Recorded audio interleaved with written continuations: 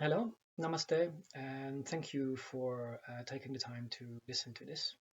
About a week ago, I did a short video introducing myself, mostly because have started to give classes, or at that point was starting to give classes, and I wanted to say a little bit more about myself so that you, as somebody taking the classes, know a little bit more about who's going to teach you, or at least who's going to be talking to you about Kabbalah.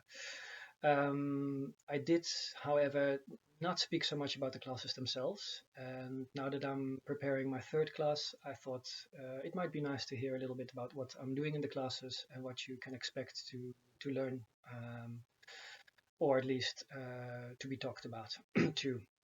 So my first class is called Introduction to Kabbalah, in which I give a historical overview of the 7 different streams of Jewish mysticism. I begin the class with talking a little bit about the difference between magic and mysticism, which role magic plays in Kabbalah, and which role numerology plays in Kabbalah, and why Jewish mysticism is known as linguistic mysticism, and most importantly, why that is the divining factor of all the different streams of Jewish mysticism, and how it sets itself apart from other streams of mysticism because it is linguistic mysticism. After that, I go through all the 7 streams. So starting roughly the 1st century before Christ up to the 18th century after. So we're dealing with about 2,000 years of different Kabbalists, different texts, different ideas written in different parts of the world. So it's a lot of information.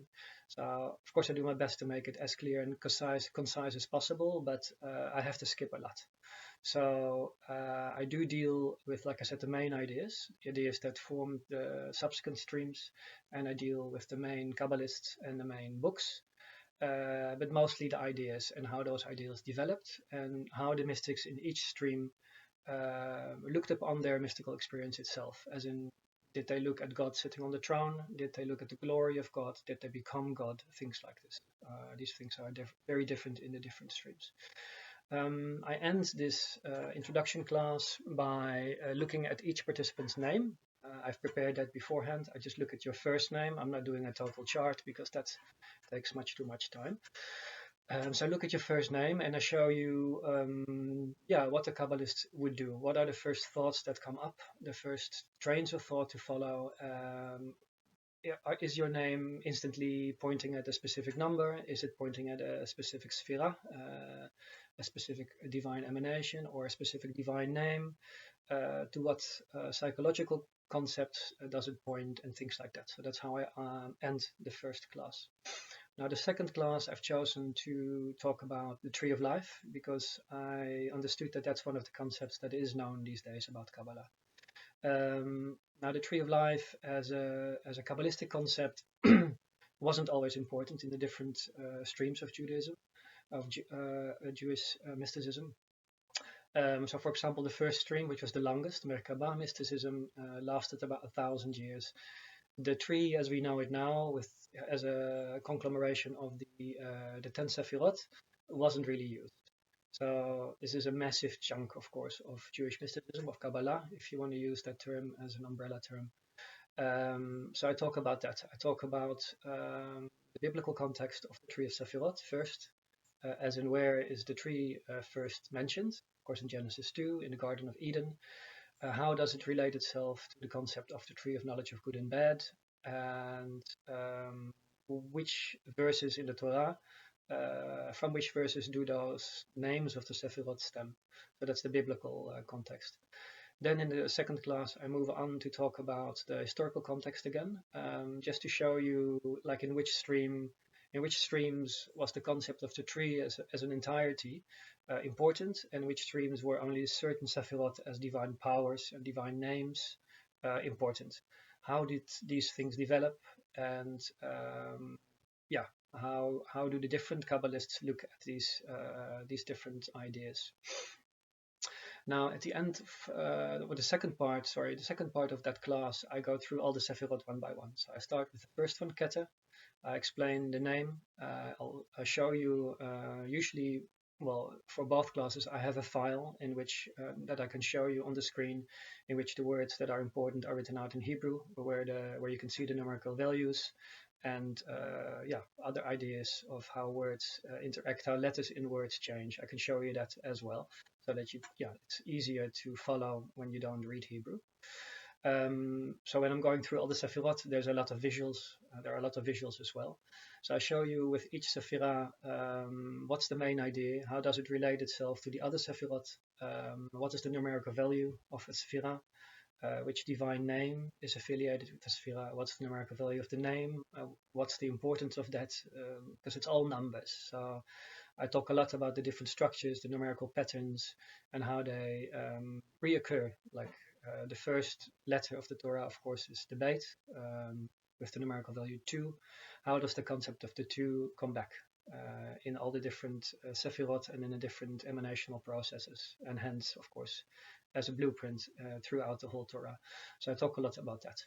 From the fourth Sephira onwards, downwards, if you can use such a term, there's also patriarchs affiliated with the different Sephirot. So I explain a little bit about that. Why are they affiliated with the Sephira?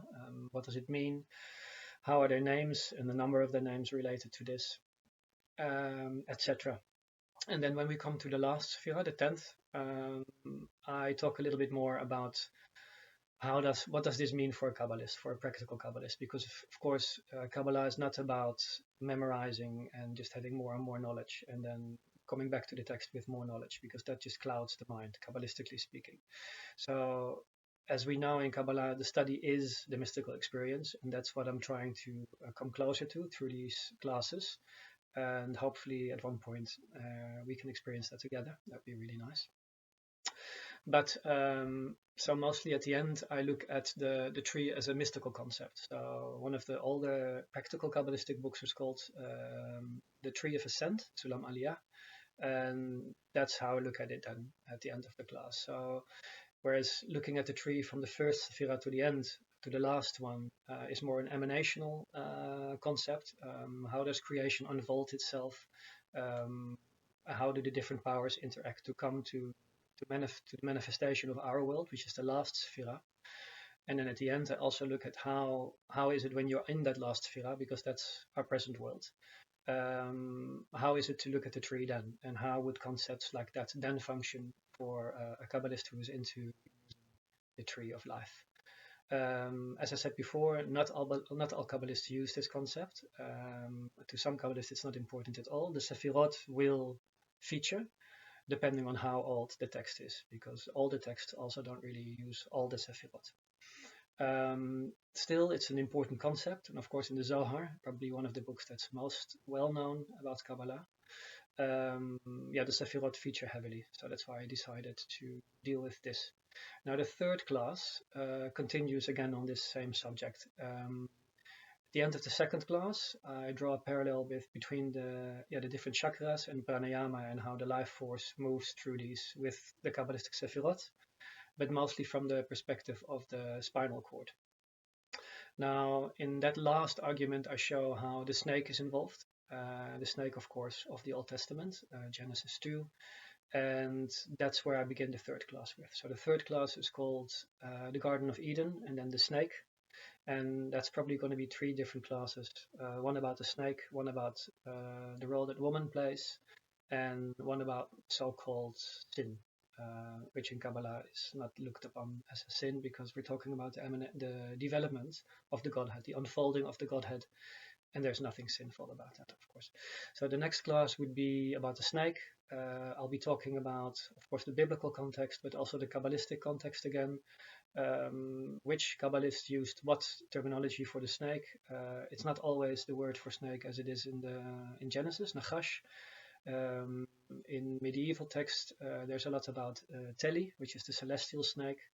There's words like Leviathan, names like Leviathan, and other names used for a snake-like, dragon-like being, which pertains to certain Sephirot, certain powers. According to certain Kabbalists, the snake is actually the power that brings our prayers to God. So definitely a very positive concept. So I'll be talking a lot about that next class. and then leading towards the interaction of the snake with woman in the garden, where I'll be showing again the positive sides of that story. Um, yeah, so that's basically the structure. Anybody who would like to join, of course, you're always welcome to jump in at the third class if you want, but I do recommend to follow the first two because I'm referring a lot to the first two, mostly to ideas, different rabbis, different Kabbalists, different concepts. And if you've missed the concepts about which I've then talked a lot in the preceding classes, it's hard to follow what's going on, and it's already hard to follow what's going on, and that's going to be, yeah, that's going to be like that for a while because just because there's so much information. Not to say that is not to say that Kabbalah is very complicated, because for the Kabbalist it's not. Just the only thing that it's complicated is passing it on verbally. So that's the only problematic thing. So there's a lot of talking and hopefully a lot of yeah questions, a lot of questions as well, because I always like to respond to questions, dive deeply into that as well. Anyways, that's my introduction to the classes. I hope to see you there one day, and if not, all the best. And yeah, of course, have a fantastic new year. Ciao.